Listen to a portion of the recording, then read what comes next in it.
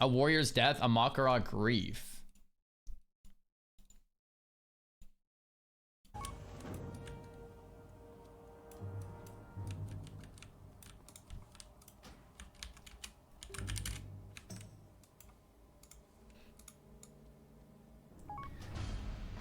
Okay.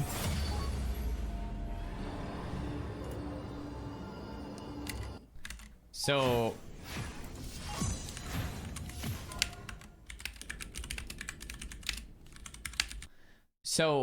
a level 1 Makarad him unless it's a different name and he's getting grief from a higher level in stealth. Hold on, let's go back to where the duel starts. Was it this guy? This is the guy that challenged him over here. It looks like Seiki. But this guy, he thinks it's this guy. Oh, shit. I shall grant your wish, warrior. Wait, no, it's the other guy in the blacksmith hut. Fought well over the years. Yo, you're role playing too hard. It's not that guy. Oh no, it's not that guy. Oh no, it's not. Yeah. What?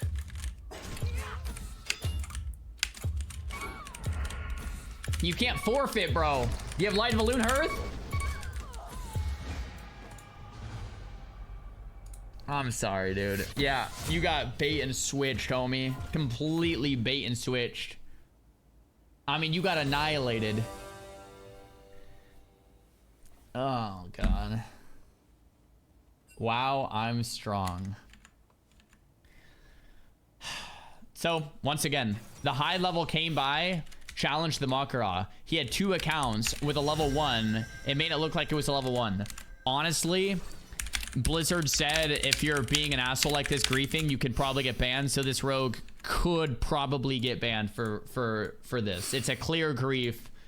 He has 2 accounts or whatever, and he baited someone into accepting a Makara and killed him. That's ban behavior.